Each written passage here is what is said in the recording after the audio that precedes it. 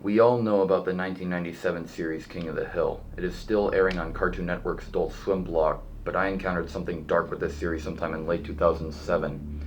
I was in a Goodwill store to buy some N64 games because that store normally had a good stock of retro games. However, I strolled over to the VHS section in the back, just then remembering that I owned a VCR. One of the first things I saw was the Titanic VHS tapes, the one that came in 2 tapes, but it was in 1 dust cover. I thought it would be a good movie for me and the wife, as she had never seen it before. To ensure that the tapes would be functional, I took one of the tapes out of the dual VHS dust cover, only to see something unexpected. It was a VHS tape with a crooked sticker on it. Written in Sharpie was King of the Hill, S1E1NR. I inspected the other tape, and it said King of the Hill, S1E1NRP2. I assumed it was part 2. I did not know why one 22 to 23 minute episode took 2 VHS tapes, but I was curious. I bought the 2 tapes for $2.22. When I got home, nobody was there but me. Therefore, I had to take up the painstaking process of uncoiling the stiff coax cables and the bulky VCR. I soon tuned the TV to channel 3 and began viewing King of the Hill S1E1NR. It had the regular opening of the first episode of King of the Hill, but without the music. It was just a silent camera panning over the city of Arlen. It began normally after that, with Bobby at the baseball game and Hank yelling at him. As we all know, Bobby did not succeed. This is where everything started getting weird. On the ride home, Hank, Peggy, and Bobby were completely silent, and this went on for about 3 minutes. No one was angry. No one had any expression, actually. Abruptly, as the family pulls into the driveway, it cut to a scene inside the house. Hank was yelling at Bobby for not giving the 110%. Hank then picked up the baseball and got into a throwing position. At this point, the video quality was getting very scraggly, and the volume level was raised roughly 10%. Hank pegged the ball and it hit Bobby's nose. Peggy was seen in the background crying, and Hank simply told her to shut the hell up. Bobby immediately cupped his nose and ran out of the room, crying the whole way. As Bobby was in the bathroom checking his nose, a social worker came to the door. Peggy greeted him as Hank sat on the sofa, relaxing as if nothing happened. From this point, the colors began to look more like the real episode. The scene with Hank telling the social worker off played as it did in the real episode. Suddenly, the scene from the officially aired episode cut to another scene, which was not from the real episode.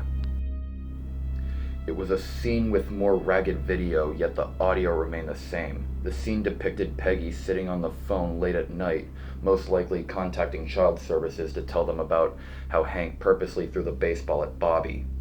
Hank suddenly walked through the doorway. He was in a bathrobe and had no glasses. He grabbed the phone. "Who the hell is this?" Hank yelled. "This is the Department of Child Services," was the response. Hank's face quickly turned red and slammed the phone back on the wall. He grasped Peggy by the neck. "You're gonna get more of those twig boys over here to put me in prison and take my boy away?" he howled. The scene cut to Hank taking Peggy by the back of the neck down the hallway to the backyard. Hank took a propane tank from the grill and shoved the valve into Peggy's mouth. The video then went silent for a minute, simply showing the propane valve in Peggy's mouth. When the scene started moving again, Peggy's eyes slowly closed and a voice was heard. "Buck Strickland, forgive me for using propane for this."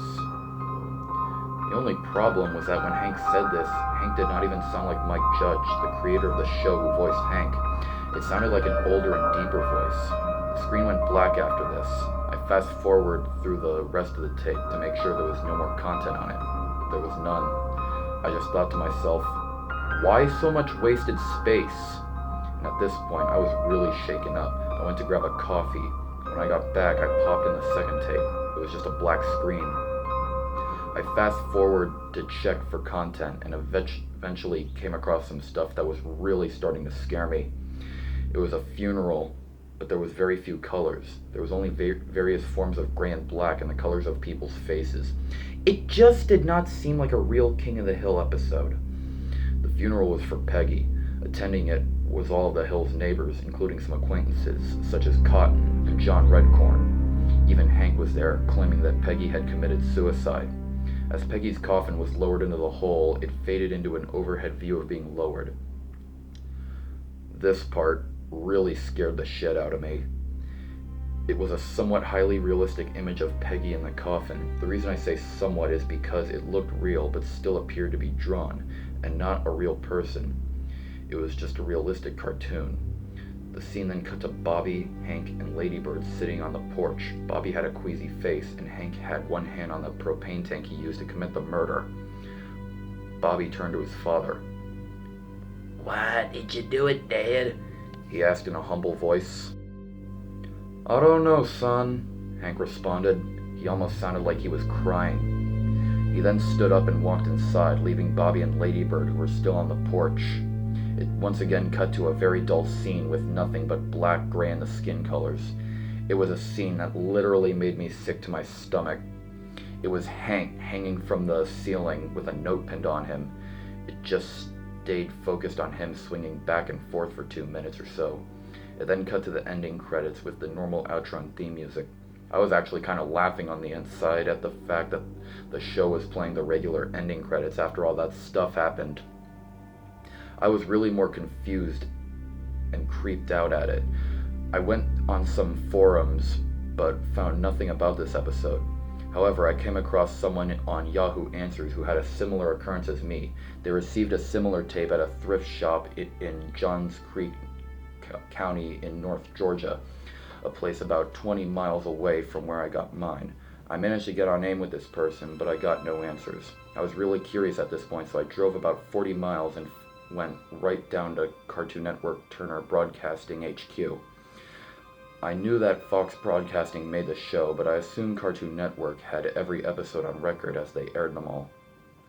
Beforehand, I did some research and figured out who was in charge of broadcasting King of the Hill, so I found a receptionist in the studio and demanded to talk to him. Apparently, though, I needed a guest pass of some sort.